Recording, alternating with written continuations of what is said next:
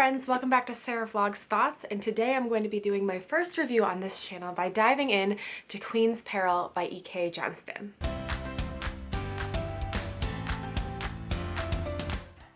Queen's Peril is a prequel to Queen's Shadow, which also is by E.K. Johnston, and it came out in 2019. This book follows Padme from the election of Padme as Amidala through the events of The Phantom Menace. And that's one thing I really would have liked to know before I had read this book, was that this is ultimately a retelling of The Phantom Menace. The back, it says, when Naboo is invaded by the forces of the Trade Federation, Queen Amidala and her handmaidens will face their greatest tests of themselves and of each other. And I really did not put that together with The Phantom Menace. I really expected this to be a standalone adventure, and it unfortunately for me was not. There's a lot going on in this book, and also not a lot going on in this book. I felt like E.K. Johnston was trying to do a lot with the way that she formatted this book and the way that the narrative kind of flows, but that she ends up not really diving into any of the important things in detail and ultimately doesn't do much of anything at all in this book. And by that, I mean there are kind of three different things that are going on in this book at the same time. The first is at the very beginning and the end of the text. If you've read Queen's Shadow, you know what I'm talking about. There is like a parallel text that has something that's really kind of unrelated to the story go on, and in the very end that's that same text and then a couple words are changed and the whole meaning changes. I always think that's really successful, and once again I think E.K. Johnston knocked that out of the park. The second thing that's going on in this book is the narrative itself.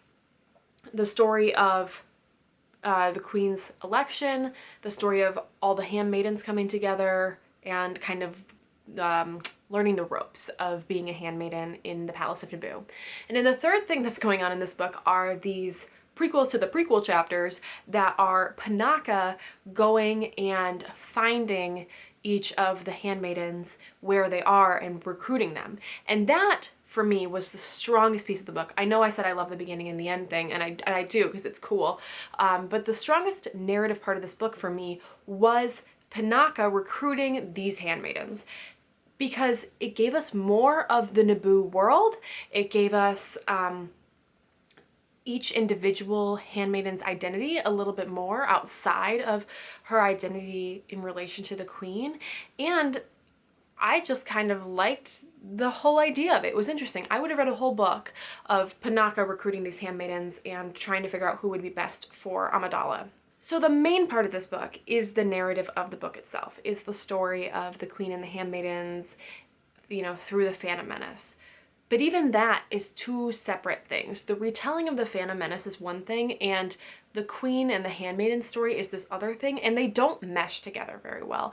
And I think they had the ability to, but I think what E.K. Johnston does by interjecting the main protagonist group narrative with the perspectives of people that don't matter to the plot, such as Shmi or Anakin or Darth Maul or the Jedi, Yoda.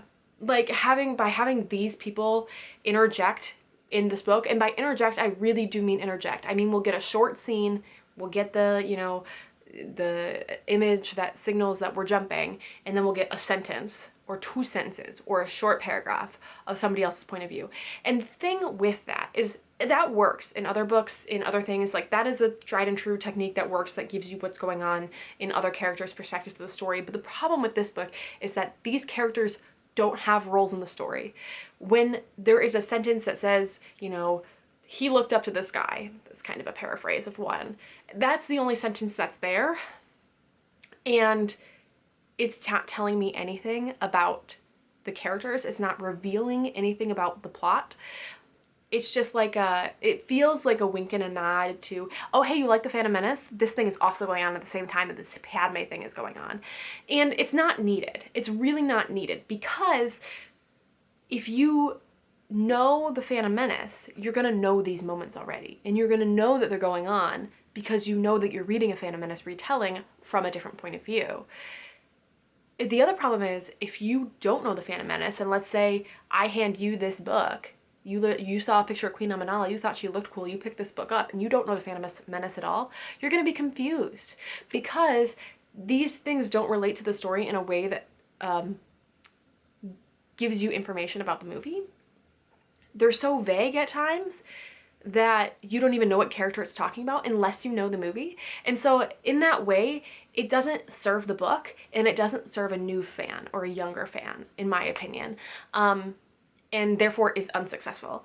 If the book just followed Padme and the handmaidens and the related characters, including Palpatine, who I think is a related character, and I think his points of view mostly work in this book.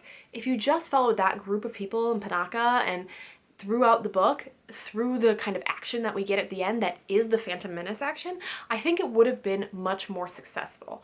But it was detracted when you added, the focus is just, it goes everywhere when you add in all these different random points of view. There's a whole chapter, chapter 9, that is nothing but other random points of view. And it just doesn't work. I really wanted this book to work because I loved Queen's Shadow. I really emotionally connected with the stories of the handmaidens and the way that their transition was meaning that they were going to be moving apart and moving on to different things. That resonated with me as a young woman who, you know, recently graduated and is experiencing that. Like, I understand those feelings, and so I really vibed with that. But this book, I couldn't get invested emotionally. The focus was all over the place. And EK was just trying to do too many things with this book, and therefore it was an unsuccessful read. It felt like a nothing burger, which is such a huge bummer because one, I wanted to love it. Two, this is the most beautiful cover in all of Star Wars canon. I mean, Tara Phillips just killed it with this cover. Beautiful, the blue tones. I mean, it's just a stunning piece of art.